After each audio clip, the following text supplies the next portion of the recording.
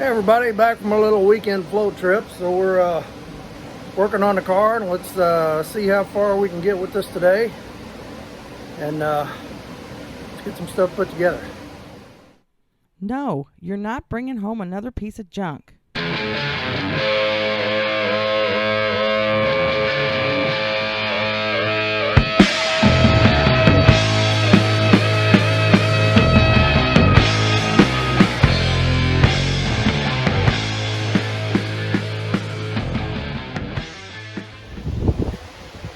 Okay, so I got the tranny back from the shop. Everything works good, everything's smooth, so I'm happy. Got the speedo gear in there, got the new tail shaft mount on there, a little grease on the pilot bearing, and we're gonna get under there and see if I'm still young enough to bench press this thing into place. It's not very heavy, so I don't think it'll be a problem. Okay, I don't think I can get the camera under there while I'm doing this, so let me get this into place and then we'll take a look. Alright, so the answer is yes, I can still throw a transmission on my chest and bench press it into place and get it up in there. But man, them things are heavier than I remember them being. I haven't done it in a while. I probably should have told my wife I was going to do that, so if I'd have got trapped, she could have come and saved me. But anyway, it's in there. Alright, that's it for tonight. I'm off tomorrow. We're gonna get a whole day in on this tomorrow. We'll pick this back up in the morning. Alright, sorry for the sound of the wind, but the fan is blowing right on me. It feels pretty good. So, first issue, I went to drop the transmission down on the mount here. And those two holes in the center are not lining up with those two holes in the cross member. And the reason is the header's hitting the control arm, which shouldn't be happening because this is made for this car. So what I figured out is I measured the height of this mount from there to the mounting pad. It's like 2 1/4 inches. When you look at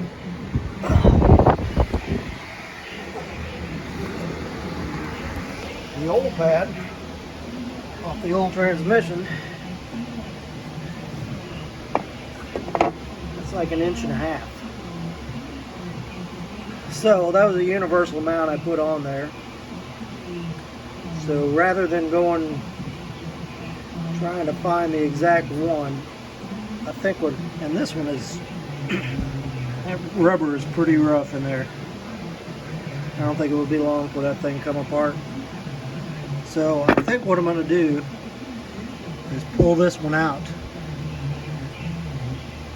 and we're going to turn this into a solid mount. I'm just going to cut the rubber out of there, and we're going to weld a bracket across there and space it if we need to. Which, you might get a little more vibration out of it, but not that big a deal. Alright, so let me pull that off there, get a better look at this thing, and we'll see what we got to do. Yeah, with that with that taller mount, it's lifting the back of the motor and tranny up and making that header tube hit that control arm. If it was down just a little bit, wouldn't be a problem. Alright, so let's see what we got to do to fix that. Alright, so I cleaned this up. This is the old one, and I just took a razor knife and just cut the rubber that was all, dried looking on top, and this thing is fine. Everything's still soft underneath, still good on the sides. I just had a lot of oil on it. That oil will deteriorate that rubber, so I just cleaned it all up. And for my top field dragster, 220 horsepower, 283, we're not going to break that. Not to say I won't ever have to change it again, but I'm going to use it for now. All right, let's swap it out and see if that fixes this problem. Well, as much as I hate to do it, this header's going to have to come back off. I'm gonna have to clearance that tube, and I'm gonna have to grind a little off the control arm. I mean, what I did helped, but it's still hitting. And if I go ahead and proceed forward and leave it, it's gonna be, when that motor's moving, it's gonna be hitting that control arm, making all kinds of racket, and it's gonna drive me crazy. So might as well just do it and get it done. All right, so let's, you know, you get out here and you think, man, I'm going to get all this stuff done today, and then you run into something like this, and this is probably going to take up a significant amount of time. But hey, that's how it is when you're putting these things together. So let's go ahead and do this and see if we can fix the problem. Whew. All right, finally. That was a pain in the butt. But I ended up having to clearance this side of the bushing and clearance that side of the bushing. Just cut a little off the back and clearance the tube a little bit with a hammer, and then got everything to line up and everything's clear. And then I had to see where that brake line goes through. I had to clearance that brake line to make sure it wasn't hitting the header tube. So that's why I didn't put the front clip on yet, so I can get it all this stuff. And I had planned on that part taking about 5 minutes, and it's been about 2 hours. It's not terrible. Okay, so let's, I need to get all my stuff down in here. I need to get my Z-bar put in, my clutch linkage, my shifter linkage, my figure out steering column. Got to do all that stuff. But one thing I need is bushings. So there's like a bushing goes in there where that rod goes through. I've got the ones for the transmissions. I don't have the one for this. Here's one of the old ones. And then there's one goes in here, which it's like the outside is the same, but the inside's got to be smaller. So I'm going to have to take all that stuff to the store and look for that. I don't want to do that today because I don't want to stop. So let's figure out what we're going to do next. I think I've got all the parts for the power steering hoses. Let's do that, and then I need to figure out something on the fuel lines too, because that big hose hanging there is a fuel line he had on here. Got a big AN fuel line that snakes back through the X member. I really don't want to use that. That other line up there is a return. You got a return system.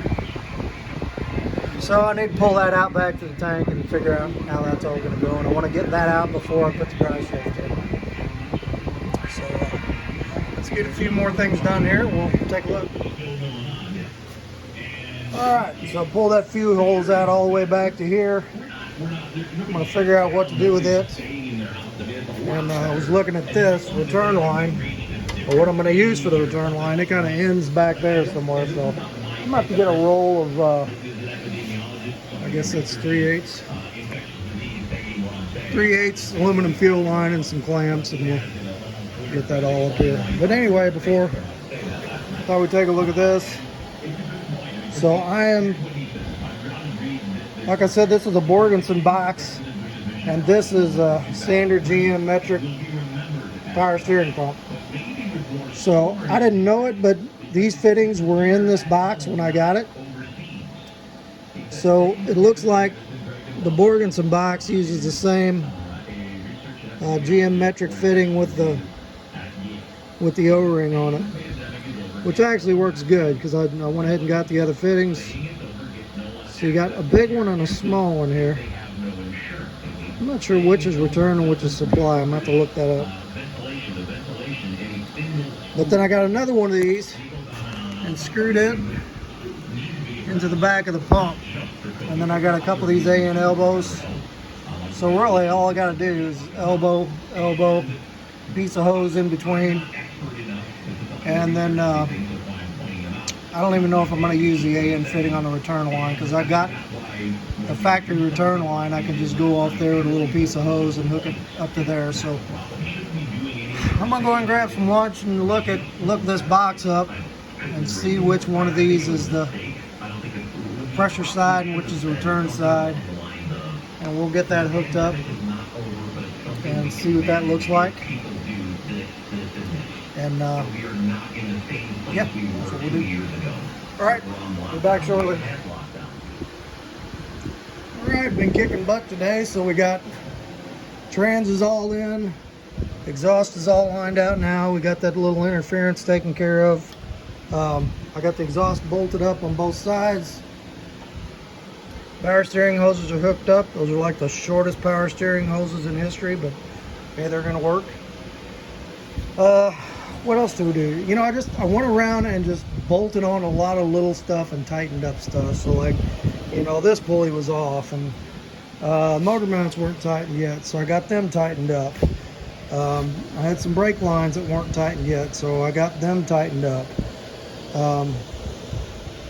I had to pull this back off because I realized last week there's a gasket went on the end of that heater core, kind of to block off that little bit of airspace so the air didn't go around the heater core. So I pulled that off and took care of that. And then just kind of went through all the bolts, tightened everything up, you know, kind of made sure, because some of this stuff I just kind of threw together and hadn't finished yet.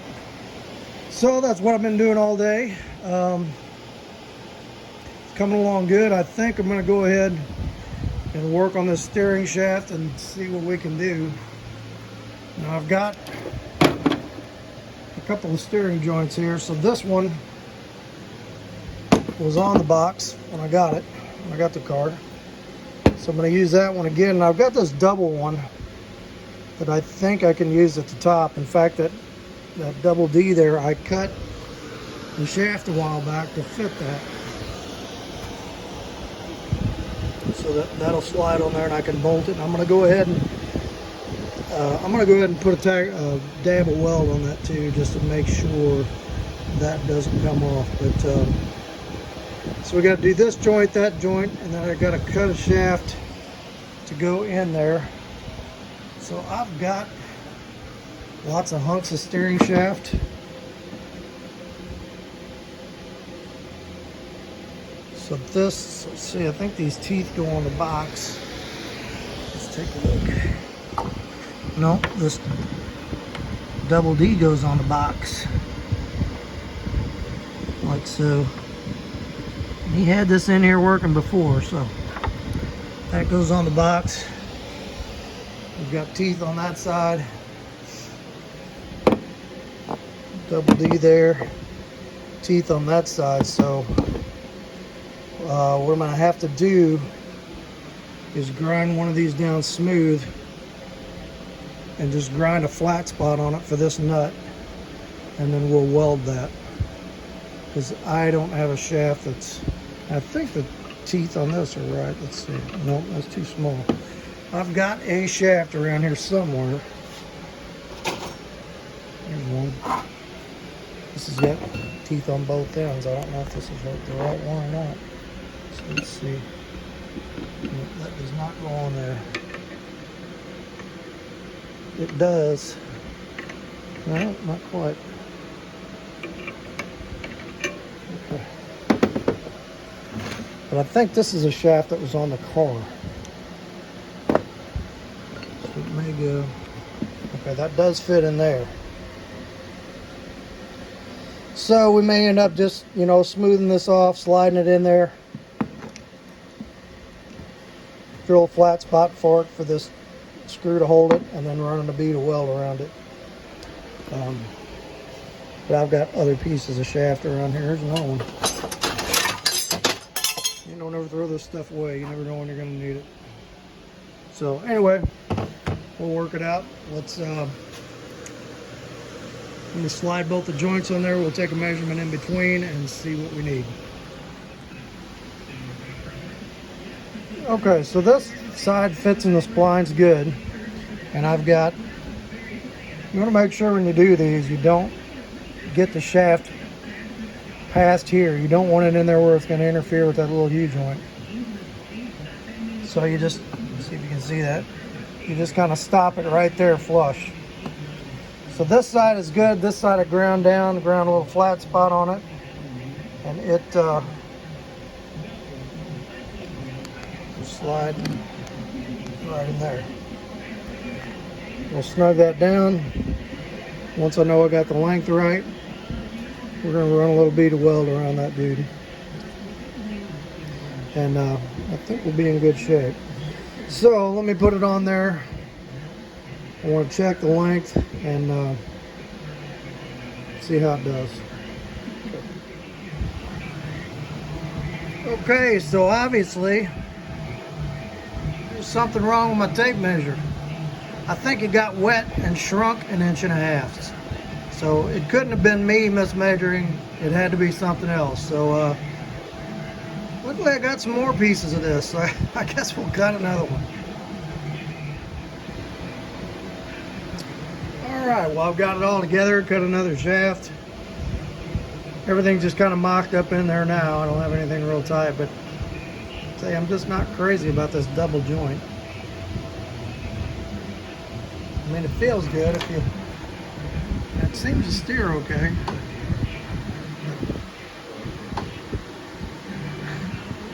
Just don't like the way that travels.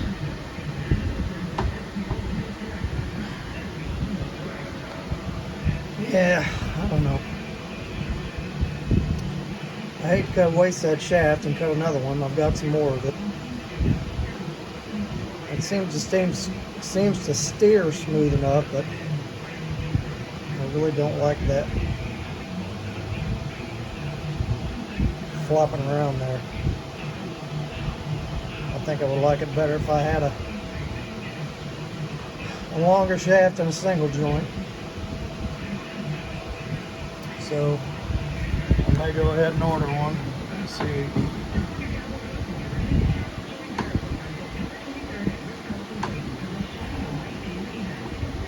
Yeah, it's not a very smooth motion.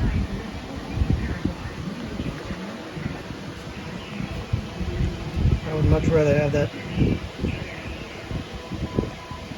lined up and just have one, or even if I had a support in here somewhere. But I don't know really where I could put one. I mean, it would be a lot more work to find a place down in there to put a support and mount it than it would be just to cut another shaft and put a single joint in it. So I think that's what I'm going to do. I'm going to go ahead and pull it out, and I've got enough shaft here to make some more. I'm just going to order a single joint, and we'll go with that.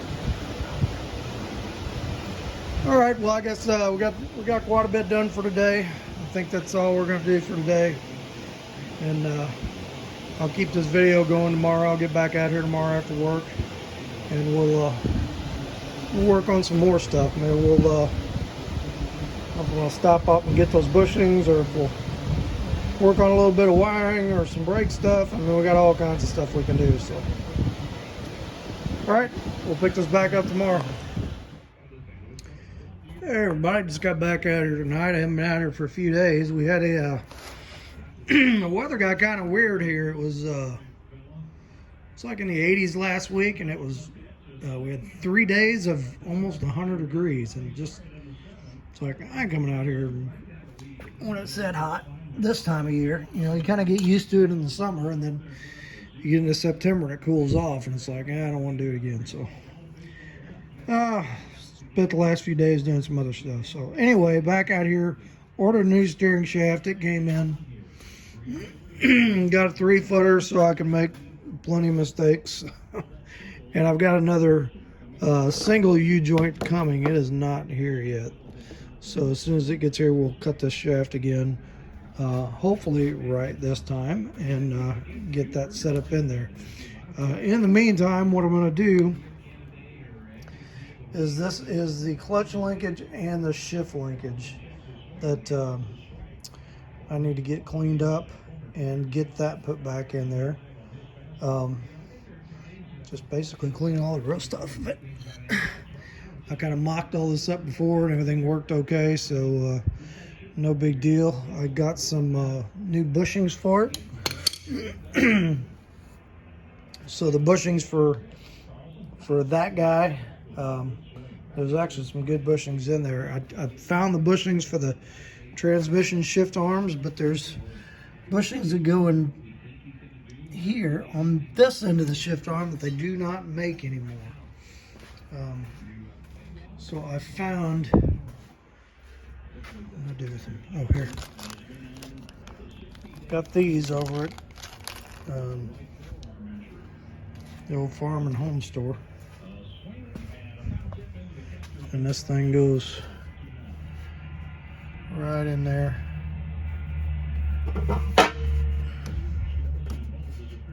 And the piece that goes in there fits right in there. So it's made out of nylon, but I'm gonna have to,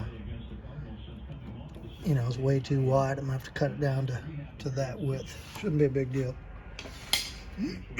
All right, so let's get a little bit of this stuff cleaned up and get all this bolted up and see what we got.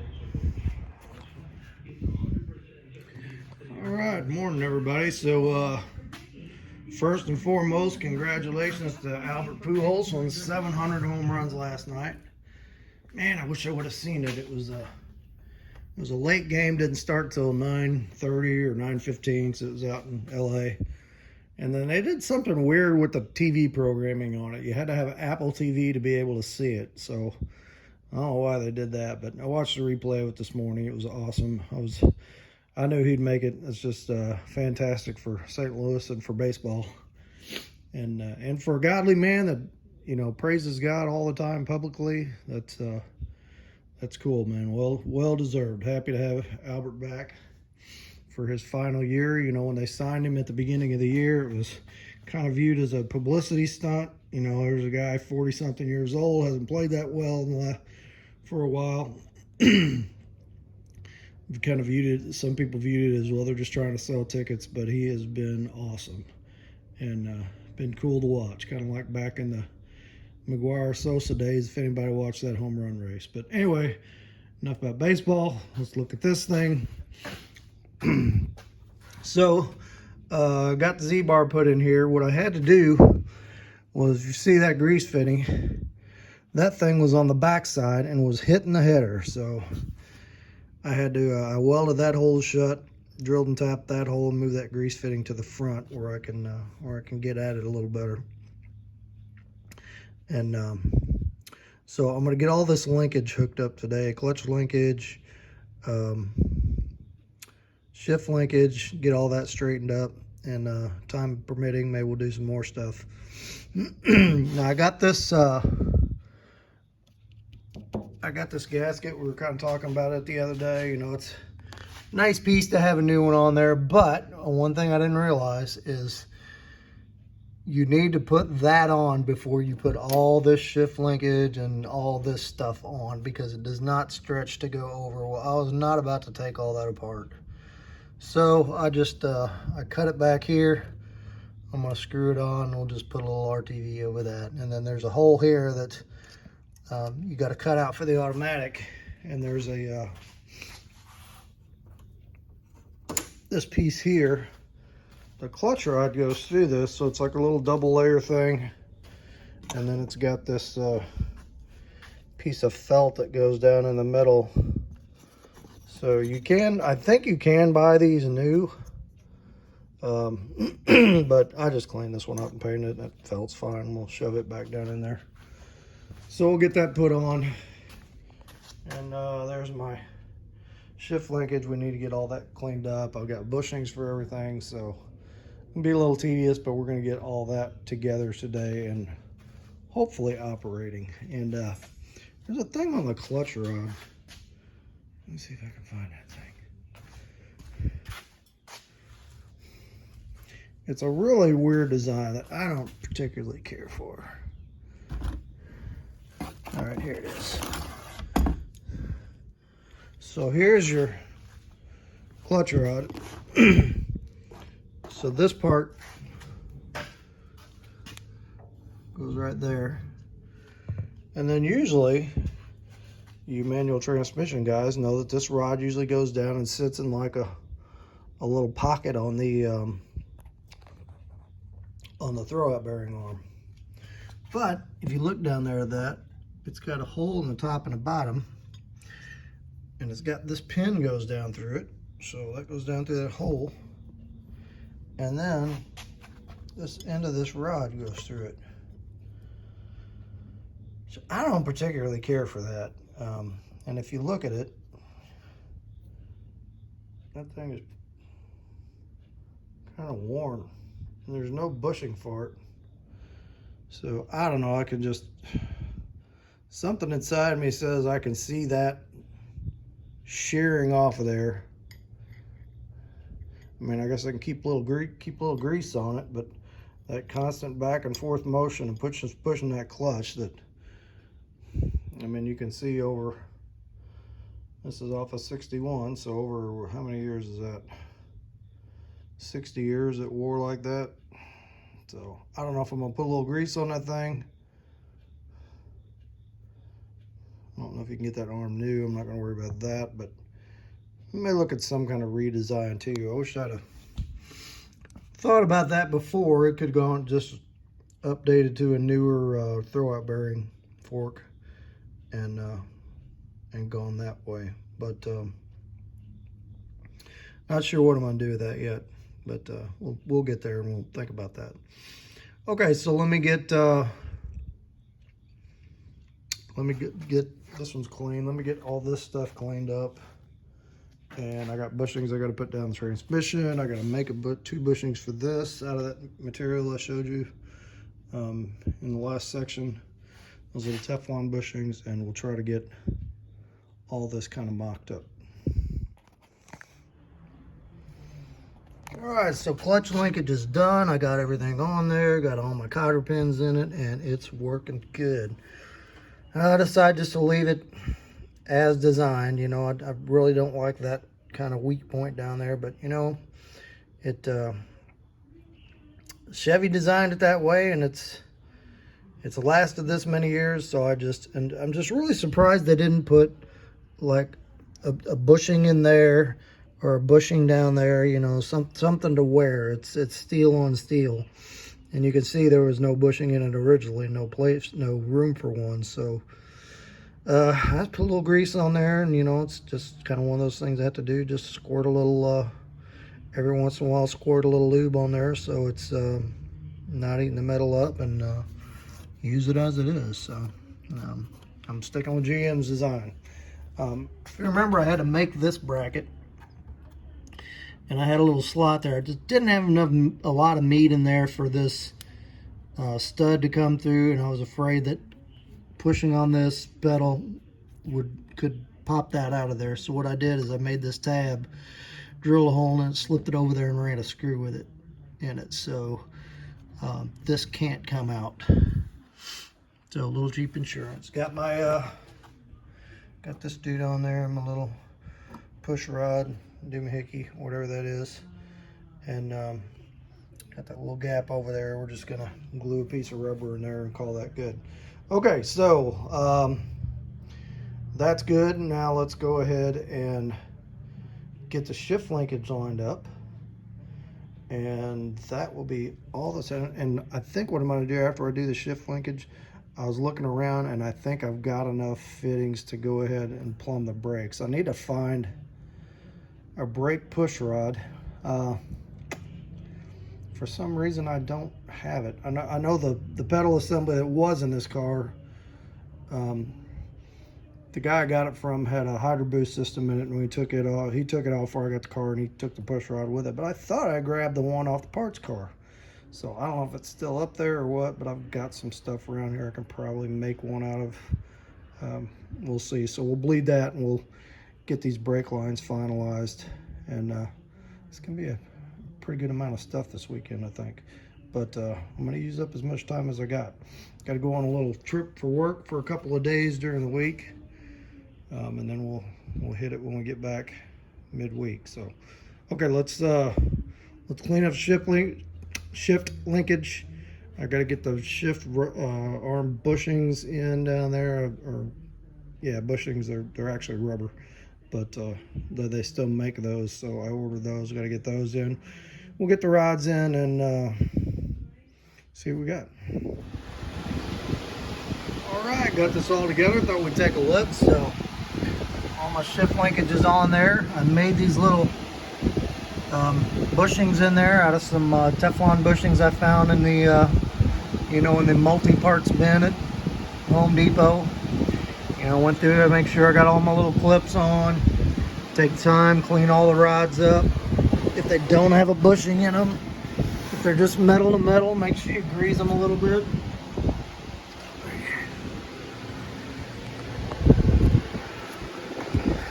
So these bushings were still available, so I was able to get those and get the clips in there, and get all my clips over here, clean everything. But the good thing is everything works, everything clears, and it's a nice smooth shifting column shifter. So that's kind of the key to doing these. Dirt and slop is your enemy on these old transmissions. So if you can clean all the stuff up, a little lube goes a long way. Make sure you got cotter pins and everything. Make sure you got bushings and everything that can take a bushing. Get the slop out of it, adjust everything right.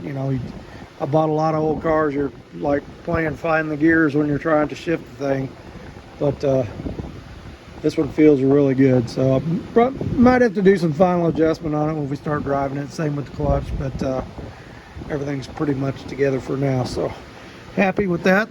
That's a chore. It's sometimes it's those little things that eat up time, but you want to do them right. Like I said, I'm glad I left the front clip off this thing to do that. So I don't have a U-joint, so I can't hook my shift column up. I did get my steering wheel back together. Got fancy looking. Clutch pedal feels good. Just the right amount of pressure on it. There are a couple of springs I need to put in here. I can't remember exactly where they go. I need to clean them up. I think there's this one. That's probably clutch return, and then there's a little dude there too. That one. I think this one goes. There's a spring thing on this rod, but where the heck it goes to? Unless it just goes down to here and just holds tension there and there. Not sure. I'll look that up. Okay, so probably gonna take a lunch break here for long, and I think we're gonna go ahead and let's get the brake lines run. I got all the stuff to cobble some brake lines together, so I'm gonna put I got my proportioning valve. So this is the rear brake line. It's going to go between, I can't remember if the front is the rear and the rear is the front. I'll have to look that up. But anyway, we'll go from here to here, and then we'll go from here to whichever hole. And then down here is the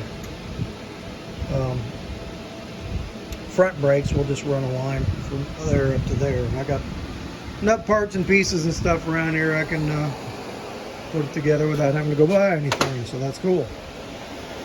Okay, and I need to find a push rod for the master cylinder, or make one.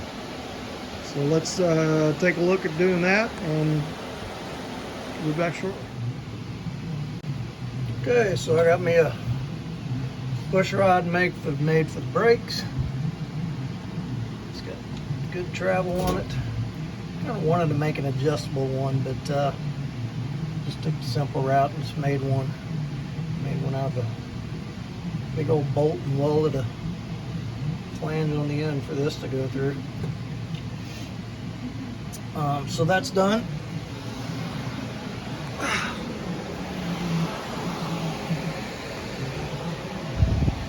Brakes are all plumbed, except I need an adapter here to go from quarter flare to 3/8 flare. And then I need to bleed I don't have any brake fluid. I need to bleed the master cylinder, and then we can bleed the lines. But everything is together and plumbed, and we just made that out of some scrap brake line parts I had laying around. So cost is zero other than that little fitting I need down there. So all right, so we're rolling along pretty good. I'm happy with it. So I'm gonna go ahead and end this video here, and not sure if I'll start another one before I go on my work trip or not.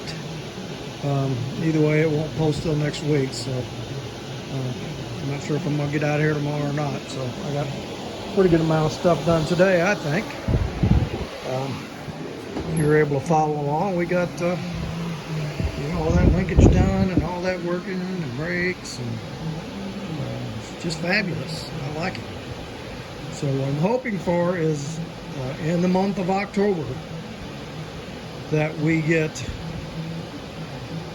I'm able to start this thing and maybe even take it on a little test drive down the road. Of course, it'll just have a front clip sitting on it.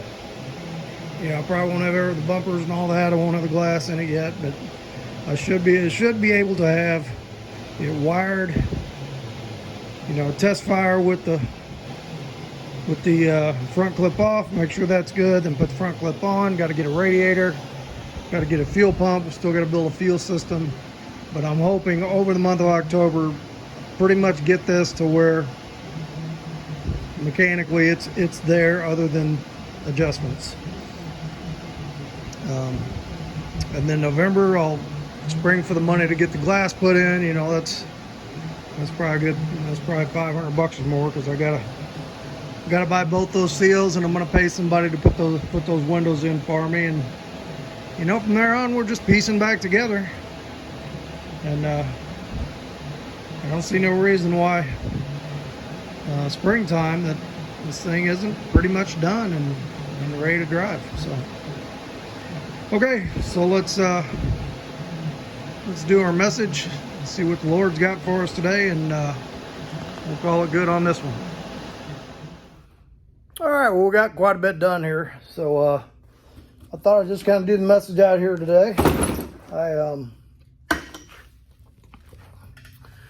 I had something in mind that somebody asked me a question the other day.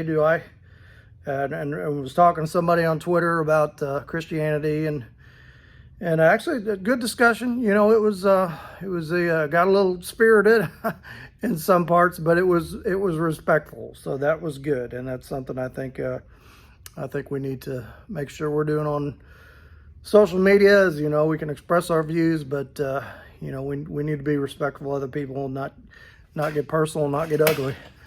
And that's something I have had to work on myself. That my views I can get pretty hard-headed about them, and I'm not always right about everything, and the Lord has let me know that more than one time. So, but anyway, so we were talking about Christianity in general, and this person was more of a left-leaning person, and they were talking about helping people, and are we financially responsible for people that have less than us? And like I said, it was a good talk. And he said, well, Christianity doesn't Christianity teach that if you're a Christian, you're supposed to sell everything and follow the Lord? And it's like, well, sometimes it does. Sometimes it doesn't, and it's more of a personal thing. Is God telling you to sell, or me to sell everything and follow the Lord, or is He, telling us what to do with our money, and are we being obedient with it? Is more the question. If we look across Scripture, some people say being rich or having wealth and possessions is a sin, but if we look across Scripture, we see that King David was very wealthy. Moses was very wealthy in his, in terms of the wealth of his day, with livestock and all the things that he had. who else? Solomon. You know, the Lord asked Solomon, King Solomon, what did he wish more than anything? The Lord was going to kind of grant him a wish, and he says that he wanted wisdom, and God told him that, okay, you know, that he's very pleased that he asked for that and didn't ask for stuff. And he said, so I'm going to make you the wisest man ever, but I'm also going to bless you with these material things, you know. Who else? Job was a very rich person, and you know, and after the Lord allowed Satan to test him and he lost everything, we read at the end of Job that he made him even more rich. And you know, these were people that were very close to God's heart. That and we can see they made a lot of mistakes. That you know, there were times when they were very blessed in their life that they had those possessions, and then there was times when they got away from God that some of those things were taken away. You know, Solomon started worshiping other gods from some of his foreign wives that he wasn't supposed to be married to in the first place, and you know, he ended up getting in a pretty bad place. But then we look at the New Testament. We look at the rich young ruler that came to Jesus and asked, you know, what do I have to do to go to heaven? And Jesus told him, I want you to sell everything and follow me. And he couldn't do it. But if you look at how he approached Jesus in that story, he kind of started bragging on himself. Oh, well, I give money to the poor, and I do this, and I do this, and I pay this, and, you know, pumping himself up. So right away, Jesus knew that, you know, this money did not occupy the right space in this man's heart. And I think if we get to any of us get to a place where we put our possessions and our money and stuff in front of our relationship with the Lord, that, you know, that's a sinful thing. And then, you know, then it can become a stumbling block or sin to have possessions. To have a lot of possessions. So, and then we look at the apostles, you know, he told Peter, and sell everything, you know, walk away from everything and follow me. And all the other apostles, walk away from everything and follow me. For those men, that was their assignment. That's what he wanted of them. But I do believe that, you know, God can, there's times when he allows us to have those things where it's not sinful. It's all in how loosely we hold on to him. Or are we ready to give up those things if God calls us to? I've said before on my videos with all my car stuff here, you know, it's fun. What has been the most fun for me is being able to use these videos as kind of a ministry to, you know, yeah, we'll check out the car stuff and what's going on, but then it's also a time here where we can talk about the Lord, and I'm hoping some people that maybe didn't have such a great relationship with God have been able to, that God has used this channel to touch them and to get them on the right track. So, long answer for a short question. That's just kind of my thoughts on it. My advice to everyone out there, if you struggle with that, if you not sure where you are with your money, your possessions in terms of your relationship with God, ask him. Sit down and pray about it. You know, Lord, show me what you want me to do and help me to be obedient. And if it's sell everything and follow the Lord, that may be what he wants you to do. He may call me to do that someday, and I hope if he does that I can do that. So let's have a quick word of prayer. Father, we just thank you for, I thank you for this time to be able to put these videos together, and mostly to be able to minister your word when we do these. And I just ask that if there's anybody out there that needs it, that you would direct them to this channel, and that you would just use this to touch them and get them closer to you. And just ask this in the name of your precious son, Jesus. All right, hit like, hit subscribe, and we're rolling right along. And next time we come back, we're gonna do some more little stuff, get some more stuff going. So I will talk to you on the next one.